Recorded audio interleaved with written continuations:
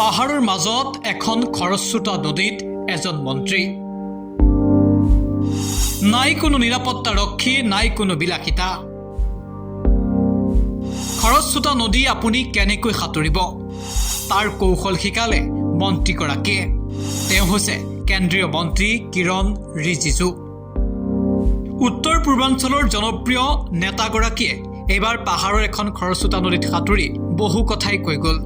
তেওঁ লিখিছে, কিছুমান মানুহে ভাবে অৰুণাচল প্ৰদেশৰ গভীৰ নৈত সাঁতোৰাটো ছুইমিং পুলত সাঁতোৰাৰ দৰে। খৰস্ৰোতা নদীত সাঁতোৰা সময়ত মূৰটো তলত নহয়, ওপৰত থাকিব লাগে। ছুইমিং পুলত সাঁতোৰাৰ দৰে দেহটো চিধা কৰি নাৰাখি ওপৰমুৱাকৈ ৰাখিব লাগে। সাঁতুৰিব নাজানিলে গভীৰ পানীত কেতিয়াও নানামিব। এই গভীৰ আৰু খৰস্ৰোতা নদীত বহু মানুহ ডুবি যায়। অৰুণাচল প্ৰদেশৰ নদীবোৰ বিশাল আৰু গভীৰ। এনেকৈ নদীত সাঁতুৰি সাঁতুৰি এই সজাগতামূলক ভিডিঅ' বাৰ্তা প্ৰেৰণ কৰিলে মন্ত্ৰীগৰাকীয়ে।